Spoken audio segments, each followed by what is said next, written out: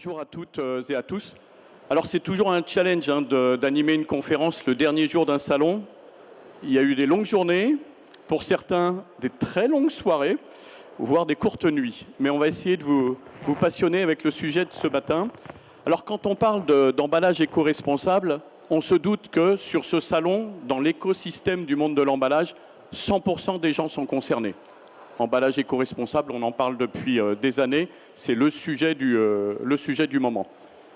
Ce qu'on vous propose ce matin, c'est de le regarder sous un prisme différent, non pas sur les matériaux, et les matériaux sont effectivement au cœur de la solution, mais de le regarder sous le format des investissements industriels, des machines et des solutions. Et c'est comme ça qu'on va vous présenter ce matin cette conférence sur les matériels éco-responsables à travers 5 experts qui font partie d'un syndicat professionnel que j'ai la chance de présider qui s'appelle le CECIMEP. Je vais vous en donner quelques définitions et quelques mots. Et nous allons passer, comme ça a été fait sur l'annonce, du début de l'emballage primaire jusqu'à l'emballage tertiaire, en passant par le marquage-codage, mais aussi le contrôle. Et vous allez découvrir toutes les solutions mises à disposition par ces industriels sur cette chaîne de production pour produire des emballages éco-responsables.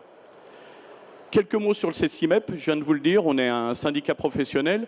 Nous représentons une 50aine d'entreprises dans différents domaines. Je vais passer tout de suite sur cette définition de syndicat. On est affilié à une fédération qui s'appelle la FICIM. On va fêter nos 25 ans bientôt, au mois de décembre. On représente à peu près 700 millions de chiffres d'affaires et 2000 salariés sur la France. Donc un syndicat représentatif dont une grande partie des membres sont présents sur ce salon à travers des stands ou sur cette scène pour présenter leurs solutions. On intervient dans quasiment tous les marchés, partout où il y a de l'emballage. De l'emballage, vous en trouvez dans le monde de la pharma, de la cosmétique, de l'agroalimentaire, mais aussi sur toutes les industries. Donc partout où on va avoir besoin d'avoir des systèmes d'emballage, vous allez retrouver nos adhérents et les entreprises adhérentes. Sur le type de matériel, il y a du matériel de process et de fabrication, on a des machines d'emballage bien sûr, tout ce qui concerne la traçabilité, le marquage, l'étiquetage, etc. Et bien sûr, pesage et contrôle. Donc l'ensemble des équipements de la ligne de production sont représentés et c'est ce qu'on va vous présenter à travers ce matin cette conférence. Je ne vais pas faire la liste de tous les participants et tous les adhérents du syndicat, mais vous retrouvez l'ensemble des logos de notre syndicat. Et nous avons même un stand sur le salon où vous pouvez nous rencontrer. Alors, je vous l'ai dit tout à l'heure, emballage éco-responsable, il y a des défis. Et il y a des défis sur les matériaux, mais il y a d'abord des défis, et ça commence par ça, sur les machines et sur les systèmes et les solutions qui vont permettre de mettre en œuvre ces emballages de nouvelle génération, dits emballages éco-responsables. Je vais commencer par l'ensachage vertical, et je vais laisser la parole à Thierry Prudhomme, qui est le président des établissements Prudhomme à ma droite. Et Thierry, je vais vous poser une question. Quand on a préparé ce séminaire, cette conférence, le titre que vous avez mentionné, c'est du plastique au papier. Jusque-là, je comprenais. Et vous avez rajouté la phrase et vice-versa. Donc, je vais vous laisser la parole pour nous expliquer ce qu'il y a derrière vice-versa et sur l'ensachage vertical. Thierry, c'est à vous. Merci beaucoup. Le bouton vert pour passer les slides. C'est entendu, merci beaucoup. Donc Thierry Prudhomme, je suis le président des établissements Prudhomme. Nous sommes depuis les années 50 une société familiale. Je suis un représentant de la seconde génération et nous sommes agents généraux de différents constructeurs qui sont aujourd'hui principalement italiens, particulièrement donc dans le domaine de l'ensachage. Ensachage vertical ou horizontal, mais aujourd'hui je vais traiter le sujet qui est là sur l'ensachage vertical. Dans le domaine, nous sommes les agents donc de la société ICA de Bologne, qui est une société qui a été fondée en 1963 et qui est une société familiale de 250 personnes, qui ne fait que des ensacheuses verticales pour essentiellement des produits agroalimentaires, allant de doses de 50 grammes à dose de 5 kilos. Les principaux produits traités sont donc des produits agroalimentaires qui sont des produits secs, des produits en poudre, en granuleux ou en morceaux. Excusez-moi, j'aurais dû aller plus rapidement. C'était très bien présenté jusque-là. Donc, en ensachage vertical, la technologie la plus courante est ce que nos amis anglo-saxons appellent forme, fil, seal vertical. Ce sont des machines qui sont constituées d'un développement d'une bobine et on va de manière verticale former le sachet autour d'un tube conformateur et on va avoir le long de ce tube conformateur une ou plusieurs mâchoires de scellage qui va faire le scellage longitudinal et en dessous de ce tube conformateur, un couple de mâchoires de scellage qui va réaliser le scellage du fond et le scellage de la bouche du sachet que l'on vient de remplir. Entre les deux, il y a un couteau qui coupe le sachet que l'on va remplir du sachet que l'on vient de remplir. Jusqu'à présent, les matériaux étaient essentiellement des matériaux à base plastique. Plastique absolument indispensable à l'intérieur, sur la face interne, typiquement du polyéthylène et une couche souvent barrière. Parce que ce qu'il faut rappeler avant tout, c'est que l'emballage primaire est nécessaire et doit être suffisant pour préserver la qualité du produit jusqu'à son lieu d'utilisation par le consommateur. Donc, il faut qu'il y ait des protections qui soient adaptées aux produits. Typiquement, si on prend l'exemple des paquets de café, le café étant un des produits les plus sensibles à beaucoup d'agents extérieurs, tels que l'air contenant de l'oxygène, le café s'oxyde excessivement rapidement, mais également, peu de gens le savent, il est très sensible aussi aux ultraviolets, à la lumière. Donc il faut avoir une protection à la lumière. Et enfin, bon, il y a une couche extérieure qui est une couche sur laquelle va être développée l'impression et, comment dirais-je, la communication sur le produit. Ces dernières années, on est passé donc d'emballages tout à fait traditionnels qui étaient des matériaux à 3 couches, polyéthylène à l'intérieur, la barrière à tout, la barrière facile, c'était l'aluminium, et c'est encore l'aluminium, et une couche extérieure, plastique également, soit de polypropylène, soit de polyester. Le problème de ces emballages dits triplex, à 3 couches, c'est leur capacité à éventuellement être recyclés. Il est quasiment impossible de séparer ces 3 couches et donc ils ne sont pas définis comme recyclables. À partir de là, il y a eu 2 voies. Il y a 2 voies. Une voie monomatériaux qui consiste à substituer ces 3 couches par 2 autres couches, mais en monomatériaux polyéthylène. Et c'est le cas du papier. Et c'est le cas du café avec une barrière qui est assurée par un traitement EVOH entre les deux. C'est la première voie qui pose un certain nombre de difficultés en termes de mécanisation parce que le polyéthylène est un matériau beaucoup plus souple, mais qui ne nécessite pas de modification majeure au niveau des machines de conditionnement. Deuxième voie, qui est plus une voie qu'on va appeler marketing. On a un certain nombre de clients qui s'orientent vers des couches extérieures à base de papier, mais toujours avec la nécessité d'avoir ces fameuses barrières dont je vous ai parlé tout à l'heure. Et donc, papier toujours plus polyéthylène pour avoir des paquets qui soient parfaitement étanches. Et là se pose la difficulté du traitement de la couche extérieure qui est le papier. Là, ça nécessite et ont été mis au point des solutions qui permettent de traiter bien le papier, qui est un matériau beaucoup plus rigide et beaucoup plus fragile.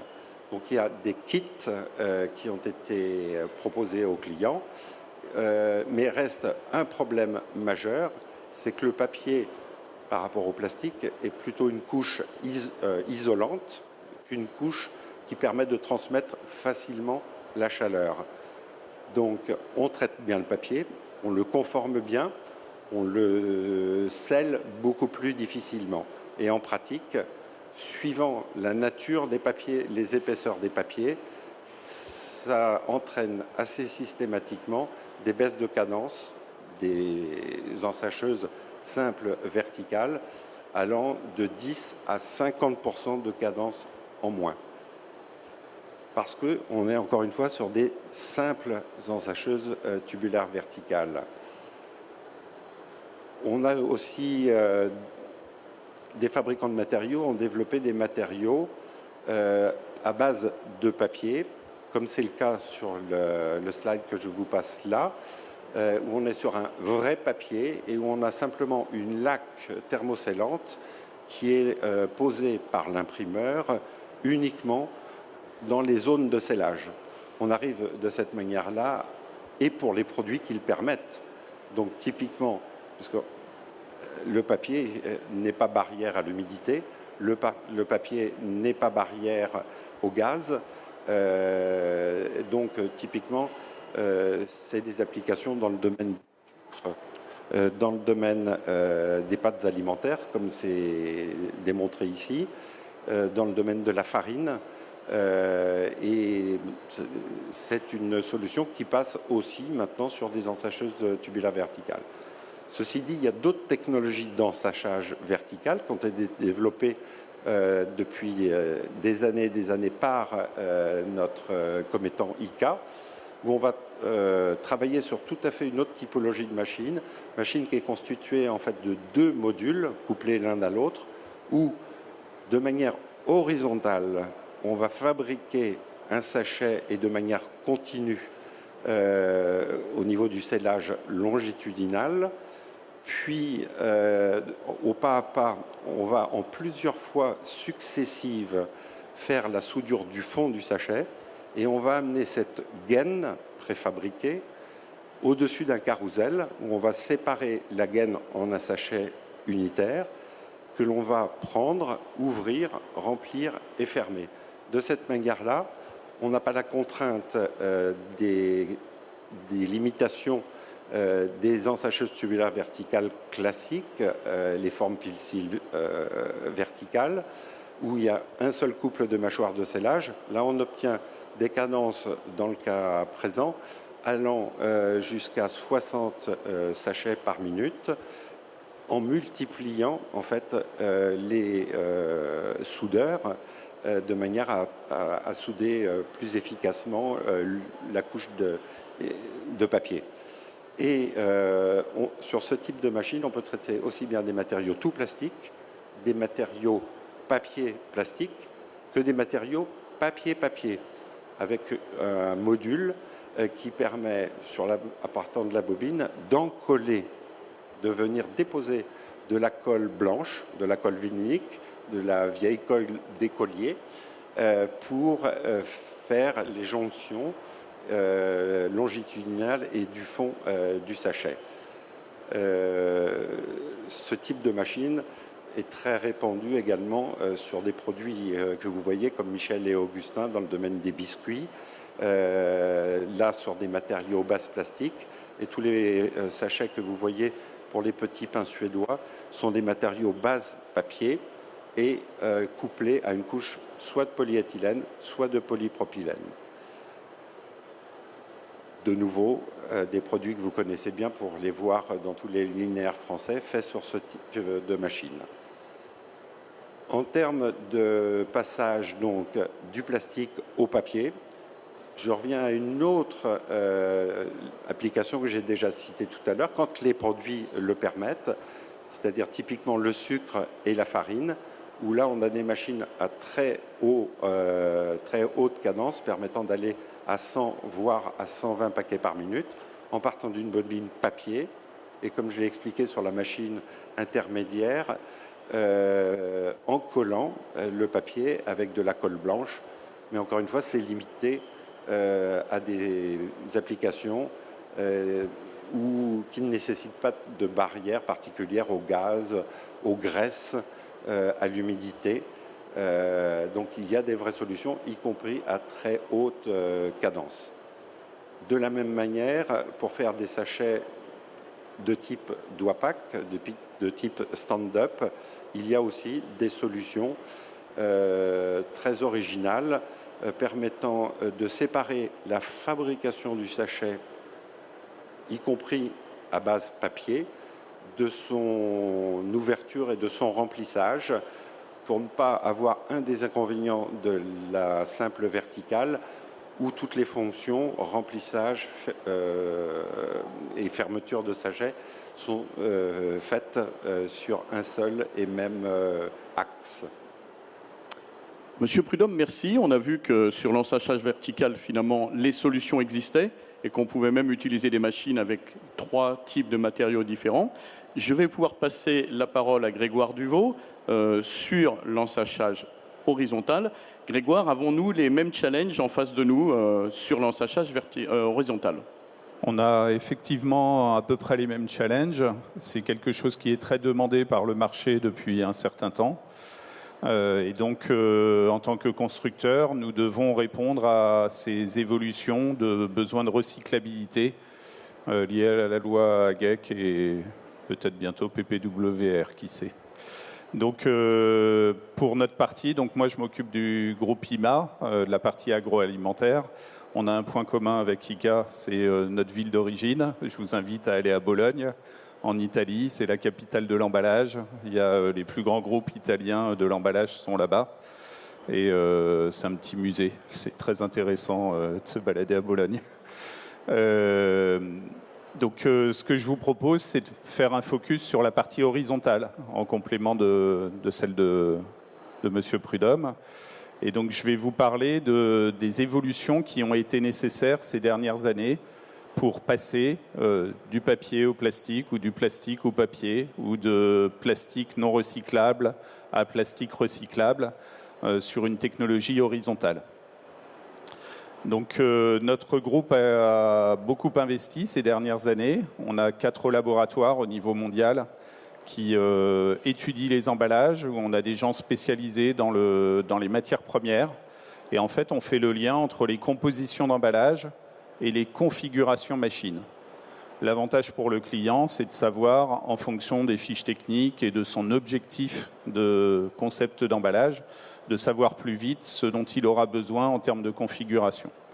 Ce que je voudrais aujourd'hui, c'est vous montrer les différents organes de la machine qui ont évolué ces dernières années. On ne parle plus du tout des machines d'il y a 10 ans.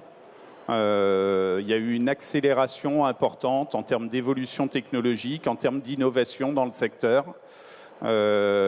qui ont remis en question tout ce que l'on faisait depuis 30 ans. Donc, je vais vous montrer des exemples concrets sur cette machine. Donc, c'est une machine horizontale qui a la particularité pour l'opérateur, on l'a appelée 360X. Pourquoi ? Parce que vous pouvez passer quasiment n'importe quel substrat sur cette machine et changer de substrat, d'emballage, à l'écran directement avec des réglages automatiques.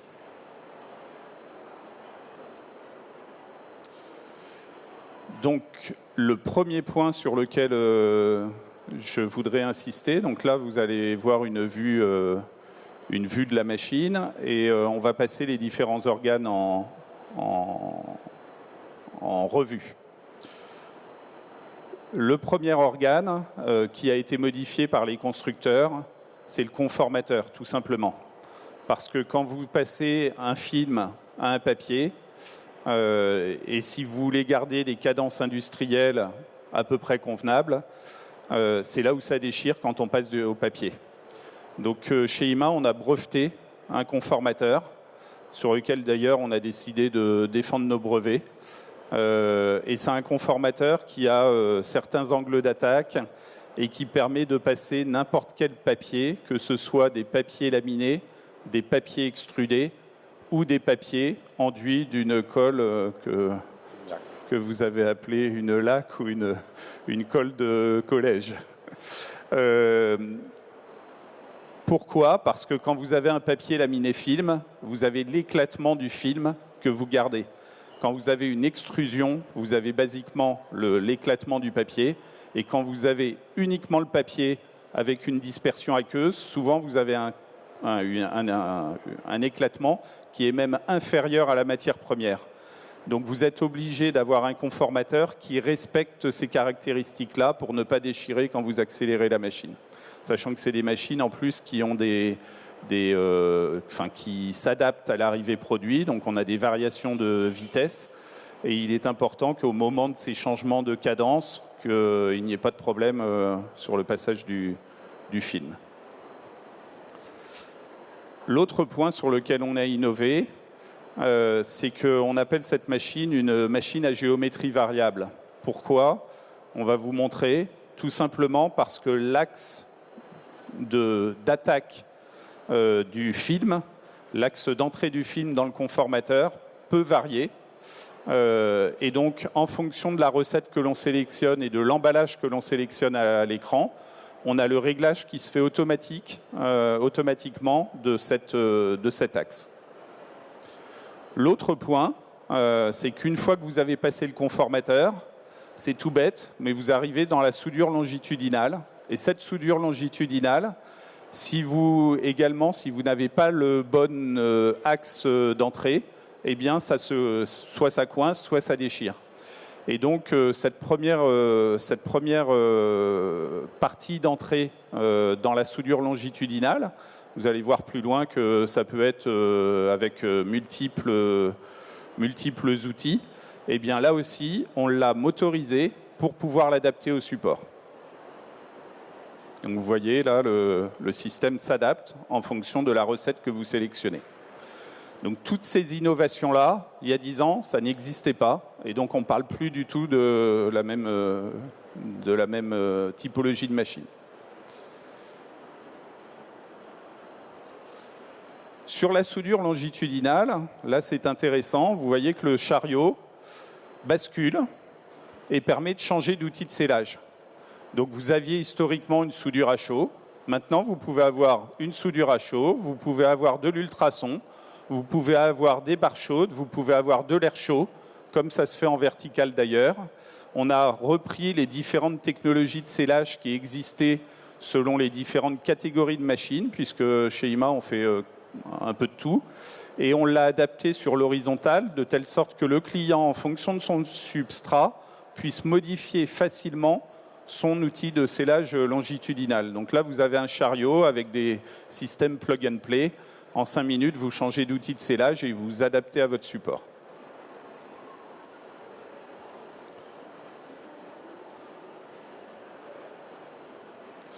Là, c'est une vue supérieure qui vous montre qu'un système de scellage longitudinal, à l'époque, c'était froid, chaud, froid, tout simplement.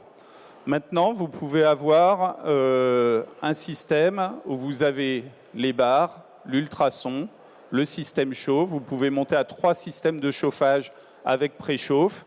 Donc, en termes de cadence également, ça nous a permis, sur un papier souvent qui est plus difficile à sceller, puisqu'il y a un temps de contact et un transfert de température qui s'opère différemment d'un plastique, ça nous a permis de compenser l'impact du substrat et donc de passer dans des niveaux de cadence qui ne sont pas encore au niveau du plastique, mais qui maintenant s'en rapprochent beaucoup.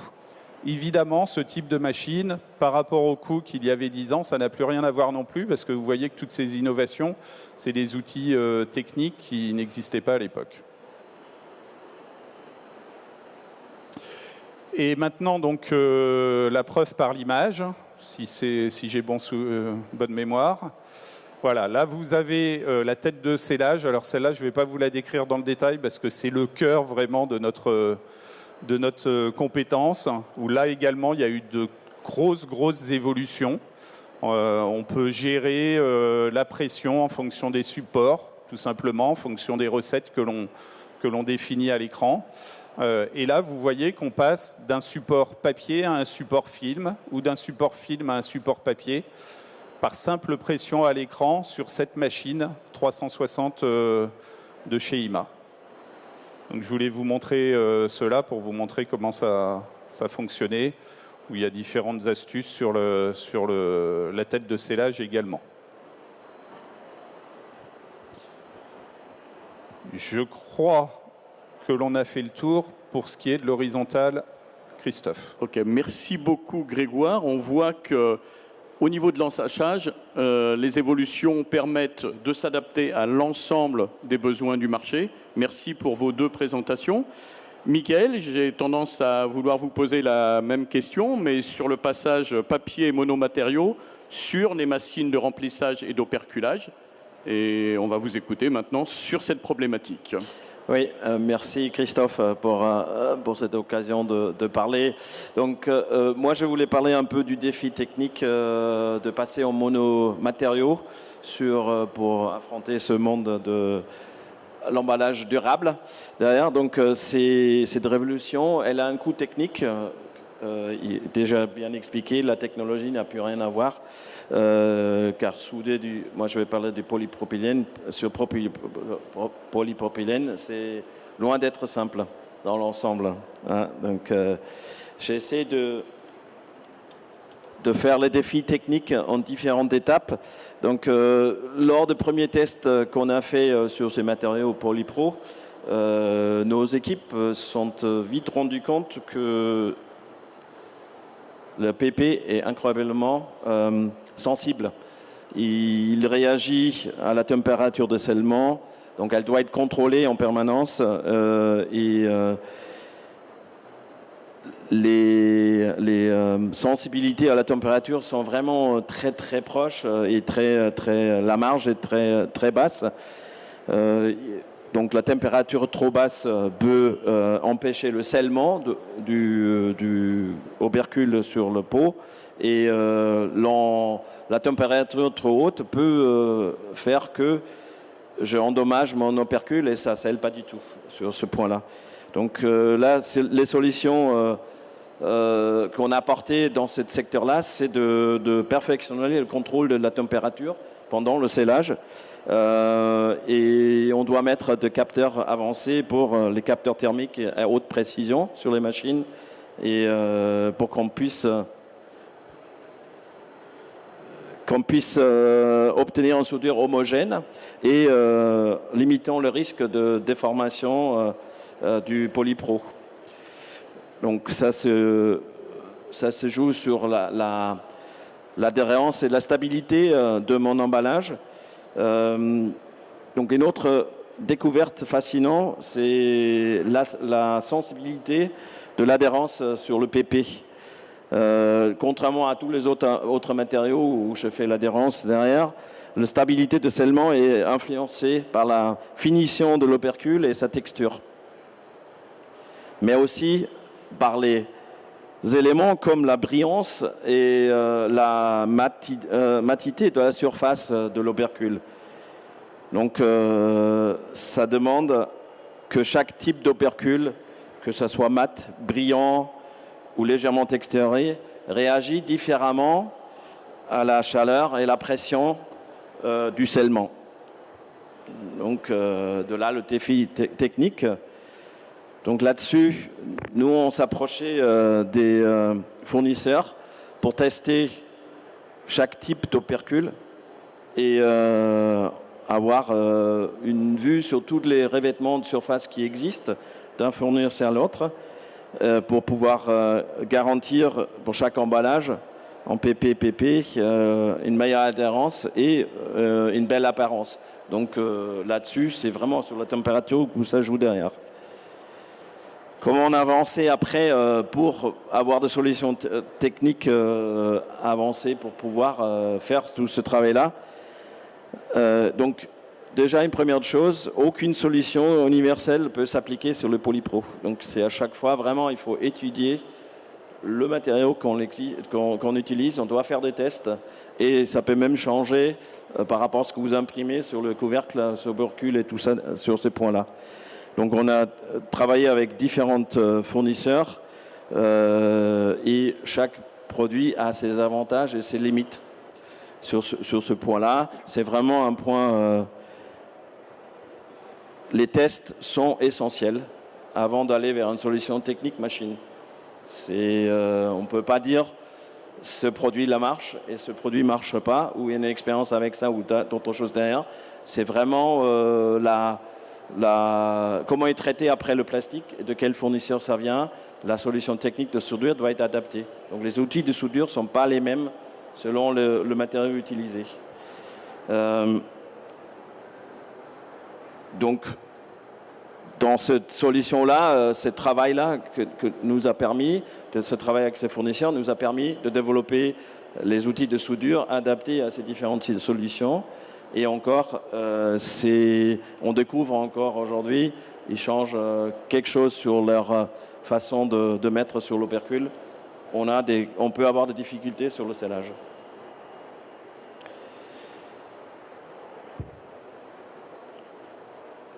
Donc, cette passage au monomatériau, c'est un défi technique, et tu l'avais déjà dit dans vos solutions d'ailleurs.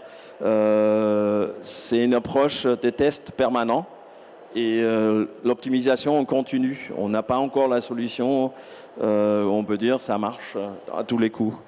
Donc, on doit réviser régulièrement les spécifications et regarder ce qui vient sur le marché et faire des tests sur ça. Donc avec cette possibilité-là, les machines peuvent aujourd'hui faire le Polypro sur Polypro, mais sous cette contrainte-là, techniquement, il faut vraiment vérifier avant et le regarder derrière. Et donc après, par rapport au operculage et au remplissage de peau, du papier. Donc sur le papier, le problème, le papier pur sans d'autres couches, ça fonctionne, mais le scellage n'est pas optimal. Et nous, on travaille beaucoup dans l'agroalimentaire avec de liquide ou de la matière grasse. C'est des papiers avec une couche du plastique. Et là, le scellage, c'est bon, on sait le faire en fait, sur ce point-là. Donc ça, c'est le côté machine d'emballage pour remplir et mettre ton pays dans le pot. Ok, donc merci pour ça, Mickaël. Ça montre quand même qu'il y a une obligation, c'est de travailler avec des partenaires au niveau des matériaux et de façon très proche avec les industriels, nos clients, pour pouvoir trouver des solutions quasiment identiques à chaque fois et avoir la capacité à répondre aux besoins spécifiques du client. C'est exactement ça, oui. La suite, Mickaël ? Alors, la suite, là, je vais intervenir pour un collègue. Donc, on a parlé de cette étanchéité et ces problématiques de soudure. Toutes les interventions sont là-dessus derrière. Donc, c'est un défi dans ce travail-là. Chacun a le même constat, malgré le bénéfice pour l'environnement.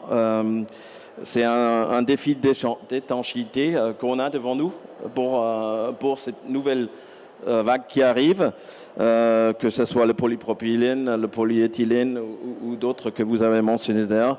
L'étanchéité reste le point sensible. Et donc des solutions pour l'étanchéité. Donc pour les solutions de l'étanchéité, pour garantir cet emballage étanche, la société ADMC a différents produits dans leur gamme. Donc c'est des contrôles non destructifs au service de l'étanchéité. Donc c'est des solutions qui ont une précision inégalée, avec une approche qui repose sur plusieurs technologies complémentaires selon l'emballage et respecte le plus haut standard de qualité. L'analyse, donc une des premières choses, l'analyse de gaz résiduels, OD, au CO2. Donc pour cette analyse de l'atmosphère protectrice qui garantit l'environnement de l'emballage et peut être contrôlée. Imaginez que vous emballez des produits alimentaires qui nécessitent une faible teneur en oxygène pour préserver la fraîcheur. Donc, grâce à cette solution qu'on voit là-dessus, on peut détecter en ligne toute imperfection de la soudure qui peut paramètre l'environnement. En clin d'œil, l'opérateur fait si le produit est parfaitement scellé ou pas. Donc il peut le sortir et peut ajuster les paramètres de la machine avec ce contrôle-là et sortir le produit qui ne sont pas scellés. Ok, donc on est bien dans la continuité. Vous avez proposé des solutions. Maintenant, on est capable de vérifier si ces solutions ont effectivement répondu aux besoins clients et on le vérifie avec ces machines que vous présentez. C'est exactement ça.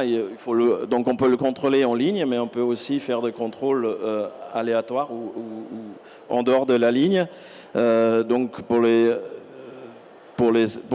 emballages non inertes, comme par exemple les capsules de café, des barquettes, où on peut aussi tester sans endommager le produit en dehors de la machine pour voir cette étanchéité.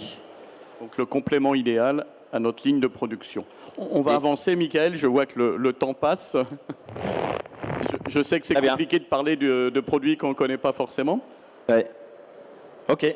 Des caméras thermiques aussi, non? On peut en dire deux mots. Hein. Une dernière chose peut-être par rapport le contrôle visuel instantané avec les caméras thermiques, donc par rapport à la soudure qui était parlé tout à l'heure.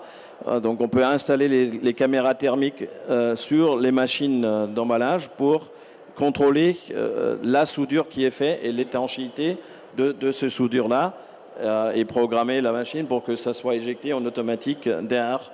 Donc ces contrôles-là sont également représentés dans cette gamme technologique possible dans le contrôle. Merci Michael. Est-ce que c'est le dernier slide sur le sujet ou... Voilà. Alors je ne peux pas animer une conférence sur l'emballage sans parler de marquage.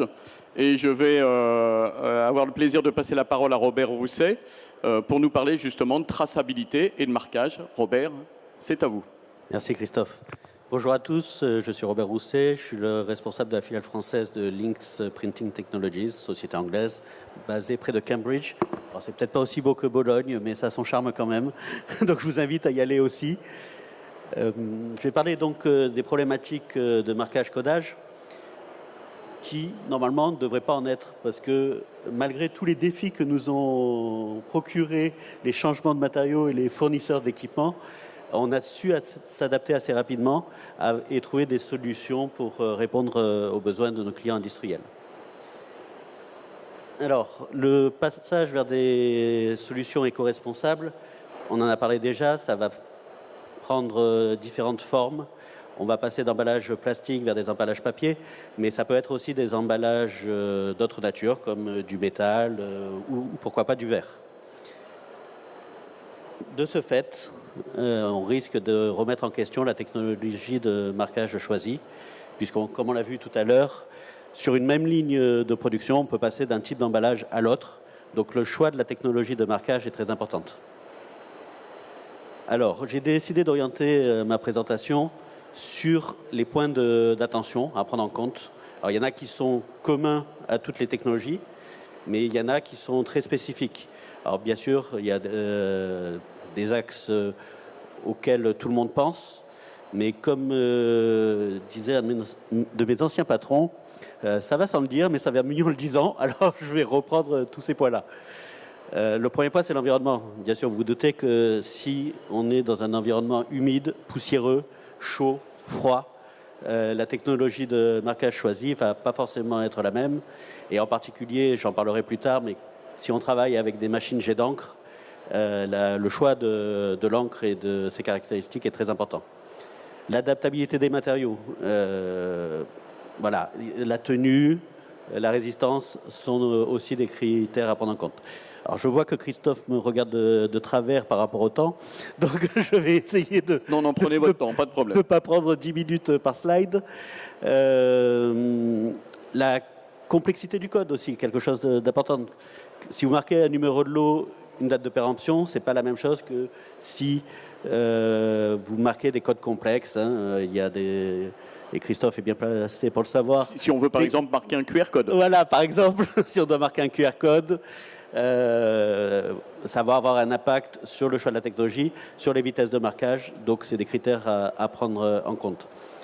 L'intégration des équipements dans les machines. Il peut se poser des questions de sécurité. Par exemple, si on parle de technologie laser, la maintenance, le coût total de possession sont aussi des critères importants pour nos clients industriels.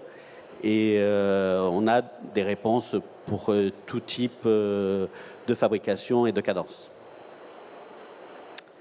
Alors, j'ai décidé de me concentrer sur 3 technologies qu'on retrouve dans le codage et le marquage des emballages primaires, le jet d'encre continu, le laser et le transfert thermique. Donc, dans le jet d'encre continu, un des premiers critères, c'est l'adhérence, bien sûr. Puisque quand vous marquez vos produits, la première chose que vous voulez, c'est que ce code tienne sur le produit marqué. Donc, c'est un critère important et ça a été un des plus gros défis avec les nouveaux matériaux. Dans notre gamme, on a une 50aine d'encres différentes et on avait des encres, par exemple, qui étaient destinées au marquage du plastique, qui depuis 15 ans fonctionnaient très bien. Et on s'est aperçu qu'avec des plastiques recyclés, des plastiques de nouvelle génération, ça compliquait beaucoup la tâche. Et donc, il y a nos bureaux d'études, nos chimistes qui ont dû travailler avec ardeur pour trouver des solutions. Et on est capable maintenant de vous proposer des encres qui adhèrent parfaitement à ces matériaux de nouvelle génération. Le temps de séchage aussi. Les industriels veulent marquer beaucoup, de plus en plus vite. Et dans les processus de fabrication, c'est important que l'encre sèche pour éviter, par exemple, les bavures et ainsi polluer l'emballage. Donc, critère important à prendre en compte. Et vous en avez déjà parlé, mais ce qui est le plus important dans l'agroalimentaire, c'est la migration. Il y a les emballages de nouvelle génération, et en particulier le papier, comme vous disiez tout à l'heure, ne font pas forcément barrière à l'encre. Et donc, c'est un critère à prendre en compte pour voir si la technologie du jet d'encre est bien la plus adaptée aux solutions de marquage. Voilà. La tenue dans le temps, bien sûr, il y a des industriels dont les produits nécessitent une traçabilité durant des années, voire des dizaines d'années. Donc, il faut s'assurer que le marquage sera toujours présent s'il y a besoin de retrouver les caractéristiques du produit plus tard. Et la sécurité, c'est un point important. La sécurité des produits chimiques qu'on utilise, c'est important, je l'ai dit pour la migration tout à l'heure, mais c'est aussi important par rapport aux utilisateurs, aux opérateurs de ligne. Et donc, ce choix nécessite aussi d'une attention particulière. En ce qui concerne le laser, d'autres questions vont se poser. D'abord, le type de laser qu'on va utiliser. Chaque laser va travailler dans une certaine longueur d'onde qui va permettre de marquer tel ou tel type de matériau. Donc déjà, il va falloir se poser la question sur ce type de laser, puisque suivant qu'on marque du papier, du plastique, du métal, la caractéristique du laser ne sera pas la même. Comme je le disais tout à l'heure, l'intégration est aussi à prendre en compte parce que le laser, c'est un vrai rayon laser, comme on peut voir dans Star Wars, si vous voulez. Et donc, il y a une certaine dangerosité. Et donc, il faut mettre tout en œuvre pour protéger une nouvelle fois les opérateurs sur les lignes de production. Et dernier point, et ça rejoint un peu la migration par rapport au jet d'encre, le rayon laser, lui, va attaquer le produit, soit par effet chaleur, soit par réaction chimique, et on va altérer la surface du matériau d'emballage. Et donc, il est important de s'assurer de l'étanchéité. Et on rejoint la présentation précédente pour vérifier qu'on n'a pas créé de point de fuite. La dernière technologie dont je voulais parler, c'est le transfert thermique. Et on va retrouver un peu les mêmes caractéristiques précédentes, ou en tout cas les mêmes questions à se poser. Sur le type de ruban, on va rejoindre les types d'encre qu'il faut choisir. Alors là, on va avoir différents choix avec des rubans à base de cire, de résine, voire de cire-résine, et voir laquelle est la plus adaptée pour assurer la meilleure qualité de marquage et l'adhérence sur le substrat. À nouveau, des questions d'intégration. On va venir là marquer sur des films en déroulement. Ça peut être en continu ou en statique. Donc le process de fabrication de l'industriel est à prendre en compte pour le choix du produit. Tout ça peut affecter la cadence de production. Et donc il est important aussi de choisir son matériel en fonction de la facilité aussi des changements de ruban. Voilà, j'ai essayé d'être le plus concis possible. Il reste encore quelques minutes. Merci beaucoup Robert. On voit et dans votre conclusion que finalement on trouve des solutions à toutes les problématiques, comme les problématiques d'ensachage, d'operculage et de test et de vérification. On a fait toute la première partie sur les produits primaires. Je vais laisser maintenant la parole et le challenge de terminer à Pierre Terville pour parler de la partie emballage secondaire et tertiaire. Pierre, à vous. Bien, bonjour et merci d'être présent. Effectivement, je représente en France le groupe Cama. Cama est un constructeur indépendant, mécanisation de carton, solution de chargement automatique, mais aussi gestion des flux. Et on va retrouver, j'imagine, les mêmes challenges ou des challenges un peu différents. Différents parce qu'on ne touche pas aux produits nus, on ne touche pas au conditionnement primaire. On a eu une belle représentation des technologies verticales, horizontales, des challenges d'étanchéité ou d'identification. Nous, ce qu'on propose, c'est des solutions d'emballage secondaire et tertiaire, en l'occurrence, pour regrouper les produits et ensuite les présenter dans les linéaires. Okay ? Donc l'idée, c'était comment optimiser les investissements sans compromettre les exigences de marketing et en respectant également tous les critères législatifs qui évoluent beaucoup et aussi en répondant aux contraintes d'éco-packaging. Parenthèse, je laisse quelques documentations là devant et notre stand est ouvert pour parler de vos spécificités en termes d'éco-packaging.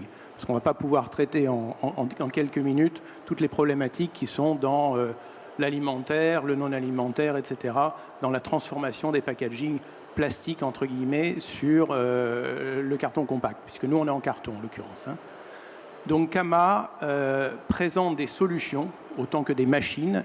Et ce que je veux vous présenter ici, c'est une réalisation récente pour essayer de répondre à la fois aux problématiques d'emballage dit secondaire, c'est-à-dire en fait de regrouper des produits unitaires qui sortent d'ensacheuse verticale, horizontale, et afin de les regrouper dans des emballages dits familiaux, mais également de les présenter dans les linéaires. On appelle ça des prêts à vendre dans notre métier. Donc ce qu'on a livré récemment, c'est plusieurs machines dans différentes configurations et différents métiers, j'insiste bien, où on va regrouper les emballages primaires en emballages, en lots regroupés par des bandes adhésives. Et ensuite, c'est un bloc, c'est un module qui est intégré dans notre gamme d'encaisseuses. On a également une gamme d'encaisseuses très vaste qui permettent de répondre à différentes configurations de packaging. D'accord ? Donc c'est ce qu'on appelle le GovWrap. Alors on est assez fiers parce qu'on a été retenu parmi des systèmes d'innovation, parce qu'au-delà de la machine, encore une fois, c'est de la gestion de flux. Donc là, je ne vais pas rentrer dans les détails, mais je vous invite à en parler sur notre stand plus tard.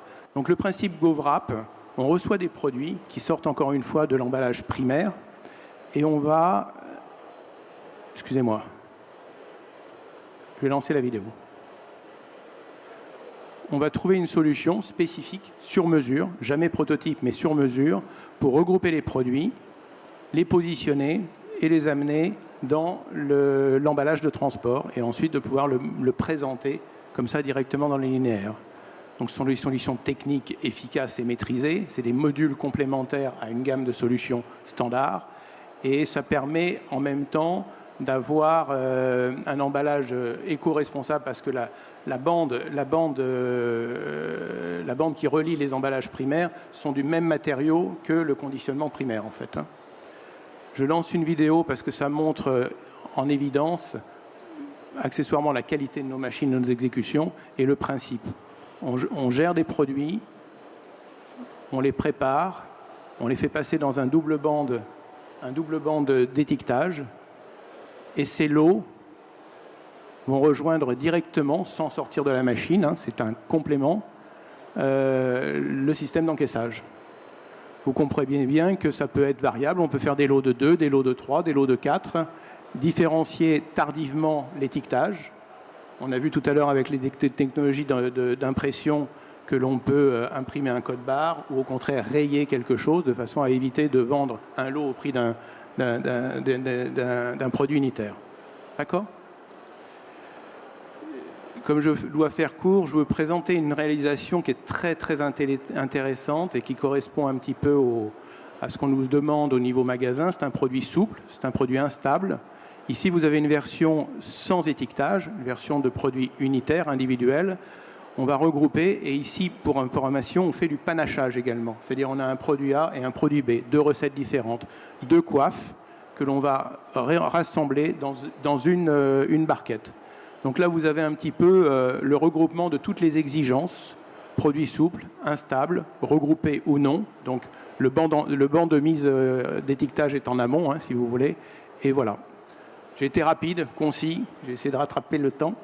Mais je suis tout à votre disposition pour répondre à vos questions ici et un peu plus tard. Merci beaucoup. Alors, je vais d'abord remercier les 5 interlocuteurs. C'est jamais simple de présenter des solutions. Moi, ce que j'ai retenu, c'est que globalement, par rapport à cette approche d'éco-emballage, on part du primaire, de l'ensachage vertical, horizontal, des capacités d'operculage avec des difficultés clairement évoquées, notre capacité à le tester, à le marquer et sur l'emballage tertiaire, d'avoir un regroupement, c'est très intéressant. Il y a beaucoup de choses à développer. En 55 minutes, c'était difficile à faire. Le dernier message, c'est bien sûr, on va répondre à des questions si vous avez des questions. Le dernier message, c'est que nous sommes présents sur le salon. Ces solutions que vous avez vues rapidement via des vidéos, via des schémas, vous pouvez les retrouver sur nos stands, sur les différents stands des membres du CCIMEP, et je vous encourage à le faire. Et bien sûr, s'il y a des questions dans la salle, nous sommes prêts à y répondre. Et sinon, je pense qu'à la minute près, nous aurons tenu le timing. Bravo messieurs, bravo Pierre pour la fin. Est-ce qu'il y a des questions? Et s'il n'y a pas de questions, on va terminer cette session. Remercier aux personnes qui étaient présentes dans la salle de nous avoir écoutés. Et nous sommes à disposition toute l'après-midi encore sur nos stands pour vous aider à résoudre vos problématiques d'éco-emballage avec les industriels. Bonne fin de journée.